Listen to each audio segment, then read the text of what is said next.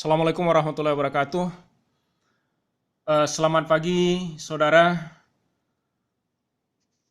Semoga tetap semangat dalam menghadapi perkuliahan online di tengah-tengah wabah COVID-19.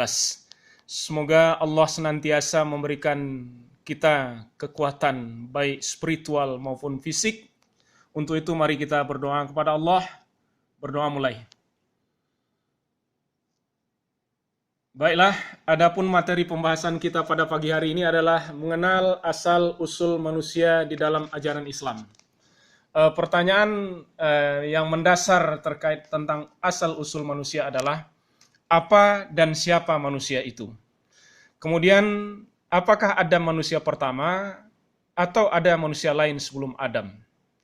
Kalau Adam adalah manusia pertama, bagaimana dengan temuan ilmiah terkait dengan fosil-fosil manusia purba yang dianggap sebagai Homo erectus, Pithecanthropus, Homo japanicus, dan Homo lainnya.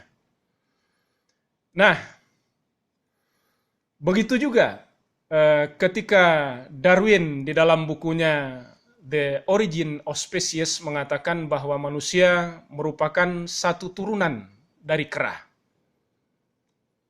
Sebagai orang yang beriman dan juga sebagai seorang akademisi, bagaimana kita berlaku adil terhadap temuan ilmiah dan juga keyakinan agama dalam mengkaji asal-usul manusia. Yang pertama yang harus kita pahami, bahwa kebenaran ilmiah itu bersifat relatif dan temporer, karena merupakan kesepakatan daripada ilmuwan. Ini berlaku baik di dalam ranah natural science maupun di dalam ranah social science. Contoh, dulu orang beranggapan bumi merupakan sebagai pusat. Kemudian berubah menjadi heliosentris, yaitu matahari. Dan terakhir juga berganti menjadi solar system atau sistem tata surya. Di dalam dunia fisika, kita juga mengenal kebenaran yang berubah-ubah. Ketika Lavoisier dulu menemukan teori kekekalan materi, kemudian dikembangkan oleh Newton menjadi kekekalan materi dan energi, selanjutnya disempurnakan oleh Einstein menjadi kekekalan massa dan energi.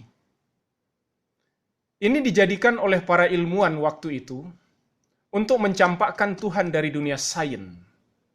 Meskipun Newton dan Einstein tidak mengatakan bahwa Tuhan tidak ada, tetapi oleh para kelompok materialistik dijadikan sebagai dalil untuk membuang Tuhan dalam dunia sains. Karena mereka beranggapan steady state of universe, alam yang ajak, tidak berawal dari waktu yang tidak bermula dan tidak berakhir pada waktu yang tidak berhingga, karena energi dan materi adalah kekal.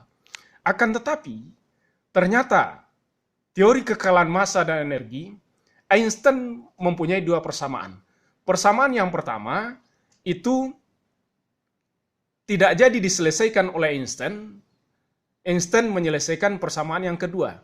Justru persamaan pertama yang tidak jadi diselesaikan oleh Einstein ini diselesaikan oleh Alexander Heisenberg.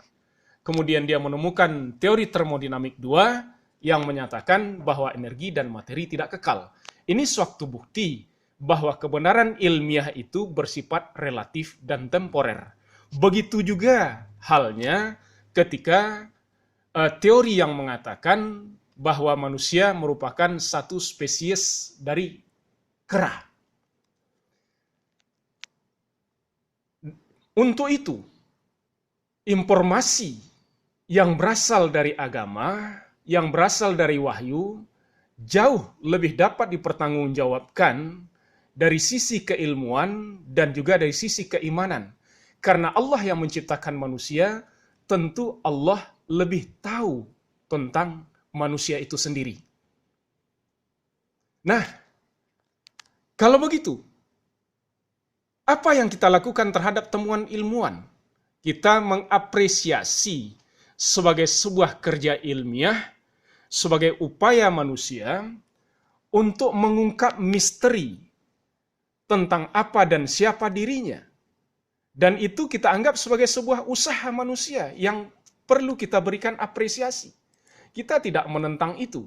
Hanya saja tentu kebenaran yang berasal dari agama lebih dapat dipertanggungjawabkan dibanding teori itu. Kenapa contohnya Einstein beranggapan bahwa manusia satu spesies dari kera?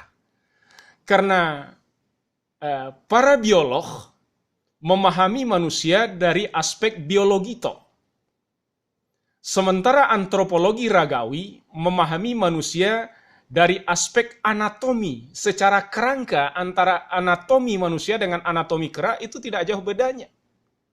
Sementara sosiologi memahami manusia hanya relasi antara satu individu dengan individu lain, kemudian antara individu dengan kelompok, dan antara kelompok dengan kelompok lainnya. Psikologi pun begitu. Di dalam memahami manusia justru tidak sampai kepada substansi rohani. Padahal rohani itulah yang menjadi esensi dan inti kemanusiaan itu sesungguhnya. Maka dengan demikian, memang secara biologis antara manusia dengan kera itu tidak ada beda ya. Coba kita lihat misalnya. Misalnya di sini. Unsur-unsur yang membentuk manusia. Secara biologis ada atom, ada proton, elektron, molekul senyawa, kemudian terbentuk sel, terbentuk organ tubuh, ini menjadi manusia. Begitu juga unsur tanah contohnya. Kemudian karbon, nah terbentuk organ. Nah pada tahap ini memang antara manusia dengan kera itu tidak ada bedanya. Apa yang membedakan manusia dengan kera? Ketika Allah berkata, wa nafaktu fihi mir ruhi. Setelah sempurna kejadiannya, maka aku tiupkan ruh ciptaanku. Nah, ruh itulah yang membedakan manusia dengan kera. Di dalam ruh itu ada qalbu, di dalam qalbu ada kecerdasan, ada free will, ada kehendak bebas. Itu yang tidak ada pada Homo erectus dan Pithecanthropus. Maka untuk itu, temuan ilmiah yang mengatakan bahwa itu adalah manusia, bisa kita katakan bahwa itu tidak memenuhi kriteria dan syarat sebagai manusia. Ini yang membedakan, yaitu qalbu. Apa yang menjadi isi dari qalbu? Di dalam qalbu ada kesadaran moral, perasaan, iman, keyakinan, komitmen, harapan, kecerdasan, free will dan free action. Dengan free will dan free action, manusia berpotensi untuk menjadi ahsani takwin. Dengan free will dan free action, manusia juga akan berpotensi menjadi asfala safilin. Baiklah saudara, ini sebagai pengantar diskusi pada pagi hari ini. Silahkan saudara pahami PPT-nya, kemudian kita buka pertanyaan. Silahkan di list pertanyaan, tulis nama dan NIM dan pertanyaannya.